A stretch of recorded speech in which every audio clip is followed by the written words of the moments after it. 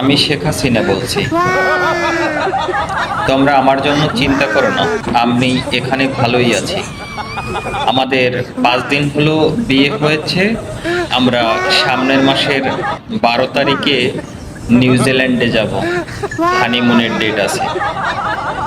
আমি বাংলাদেশে অনেক বাচ্চা কাচ্চা রেখে এসেছি, আমার ওখানে থাকার মতো আর পরিস্থিতি নেই। এখন আমি এখানে আবার কিছু বাচ্চা কাচ্চা পয়দা করব, তোমাদের জন্য মিষ্টি অবশ্যই পাঠিয়ে দেব।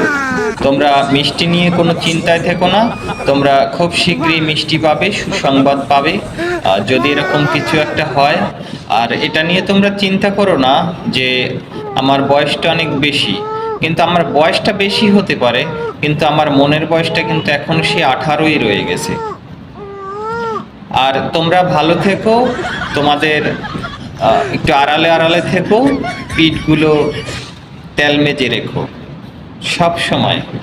না হলে কিন্তু আমার যে দুষ্কৃতি, আমি যে দুষ্কৃতি করে এসেছি, আমি যে খুন করে এসেছি, রাহাজানি করে এসেছি, সারা বাংলাদেশের টাকা পয়সা সব চুরি করে নিয়ে এসেছি, তার দায় কিন্তু তোমাদের দিতে হবে।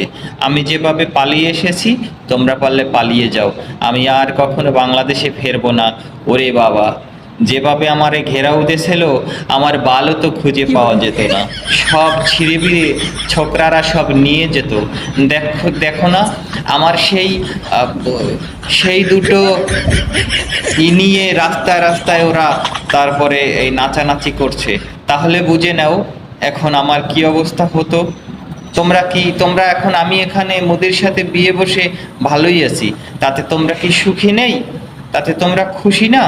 নাকি ওরা আমার বাল উগলিয়ে নিয়ে লুডো খেলতো সারা রাস্তায় রাস্তায়, তাতে তোমরা সুখী থাকতে, খুশি থাকতে? তোমরা ভালো থেকো বাবারা, আর সুসংবাদ আসলে আমি অবশ্যই তোমাদের জানাবো।